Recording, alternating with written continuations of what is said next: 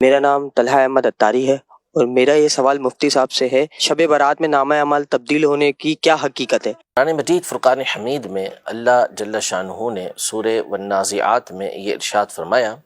فالمدبرات امرا،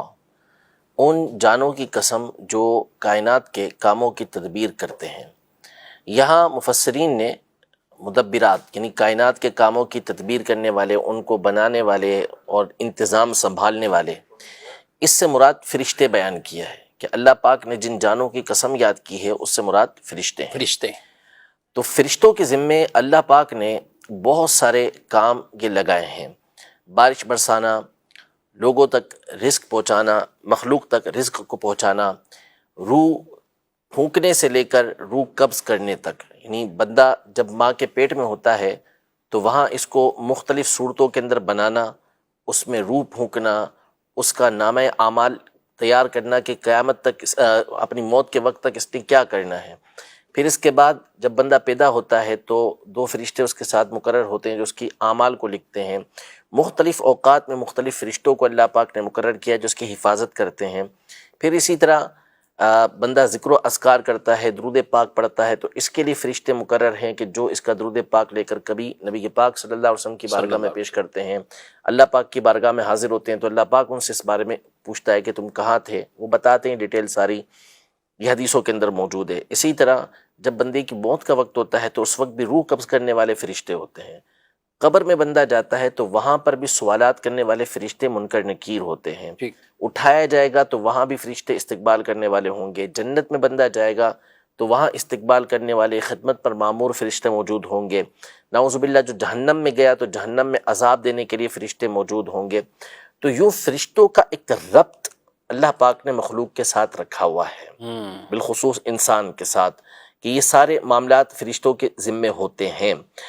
تو اللہ پاک ہر چیز کا حقیقی طور پہ خود ہی تدبیر فرمانے والا ہے، خود ہی ہر کام وہی فرمانے والا ہے، لیکن اس نے یہ باطنی ذمہ داریاں فرشتوں کو دی ہوئی ہیں۔ جیسے ظاہری طور پر بہت ساری ذمہ داریاں عام مخلوق کے ذمے ہمیں نظر آتی ہیں، تو یہ چیزیں اللہ پاک نے فرشتوں کو ان کے ذمے لگائی ہیں۔ اس کا مطلب یہ ہے کہ اللہ پاک ان کو قدرت دیتا ہے، ان کو حکم دیتا ہے، اور وہ اللہ پاک کی دی ہوئی قدرت اور اس کے حکم سے یہ کام کر رہے ہوتے ہیں۔ تو اب ہمارے نامہ اعمال بھی جو لکھتے ہیں فرشتے، وہ بھی اللہ پاک کی طرف سے مقرر ہیں، حالانکہ اللہ جل شانہ اس کا محتاج نہیں کہ وہ فرشتے لکھیں، وہ بھول سے پاک ہے اور وہ زمانے سے پاک ہے، اس کے سامنے ہر چیز ہر وقت موجود ہے۔ تو اللہ پاک نے فرشتوں کے ذمے یہ لگایا کہ اس نے ہمارے نامہ اعمال لکھنے ہیں، ہم تک رزق پہنچانے والے فرشتے، بارش برسانے والے فرشتے، موت دینے والے فرشتے، یہ ساری باتیں مقرر ہوئیں۔ تو شب براءت یعنی جو 15ویں شعبان ہوتی ہے، اس میں یہ ساری چیزیں، فیہا یفرق کل امر حکیم، یہ سورہ دخان میں اللہ پاک نے ارشاد فرمایا۔ ایک تفسیر کے مطابق اس میں یعنی اس رات میں تمام کے تمام معاملات جو ہیں وہ اس کو تقسیم کیا جاتا ہے، امور تقسیم کیے جاتے ہیں۔ تو فرشتوں کو اس رات یہ ذمہ داریاں دی جاتی ہیں کہ انہوں نے اگلے سال کیا معاملات کرنے ہیں، اور پچھلے سال کے نامہ اعمال یہ اللہ پاک کی بارگاہ میں پیش کیے جاتے ہیں۔ وہ بھول سے پاک ہے، وہ ان چیزوں کا محتاج نہیں، لیکن اس کی قدرت کاملہ ہے، اس کی ہر کام کے اندر شان اور حکمت موجود ہے، تو اس کی بارگاہ میں یہ پیش کیے جاتے ہیں۔ جیسے مشہور حدیث مبارکہ ہے کہ فرشتے زمین پر آتے ہیں اور ذکر کی مجلس کے پاس سے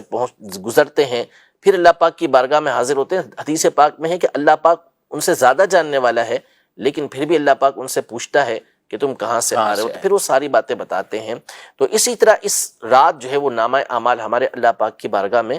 پیش ہوتے ہیں۔ نبی پاک صلی اللہ تعالیٰ علیہ وآلہ وسلم کثرت کے ساتھ شعبان میں روزے رکھتے تھے۔ جب آپ علیہ الصلوۃ والسلام سے اس کی وجہ پوچھی گئی تو آپ نے ایک وجہ یہ ارشاد فرمائی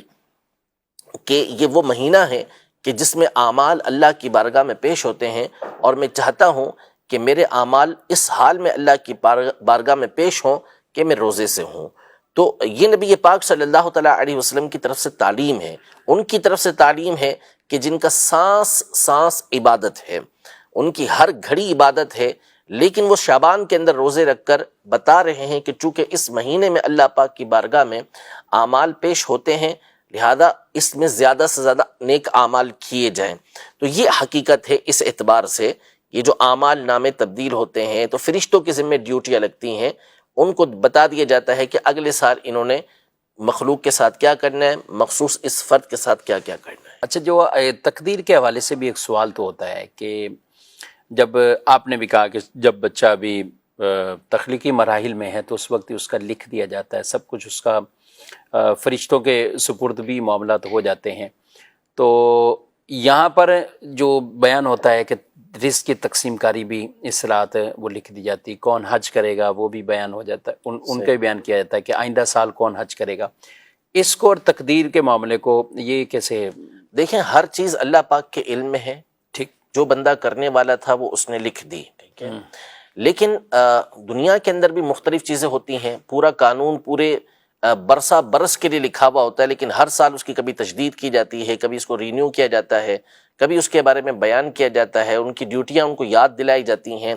تو دنیا کے اندر جب مختلف معاملات کے اندر اس طرح ہوتا رہتا ہے تو اللہ جل شانہ کی تو اس میں ہزارہ ہزار حکمتیں ہیں کہ وہ اس رات کی اہمیت کے پیش نظر کہ لوگ اس رات کو سمجھیں،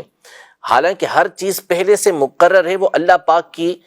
کے علم کے اندر ہے، لیکن اب فرشتوں کو اس کا علم دیا جا رہا ہے، فرشتوں کو آگے کے معاملات بتائے جا رہے ہیں، یہ اس بات پر تنبیہ کرنے کے لیے کہ اس رات کی نزاکت کو مخلوق سمجھے اور زیادہ سے زیادہ اللہ تبارک و تعالیٰ کی اس رات میں عبادت کرے، ورنہ اللہ پاک کے علم میں تو ساری چیزیں پہلے سے مقرر ہیں، فرشتوں کے ذمے یہ سال بھر کی ڈیوٹی ایک ساتھ لگائی جاتی ہے۔ ٹھیک ہے۔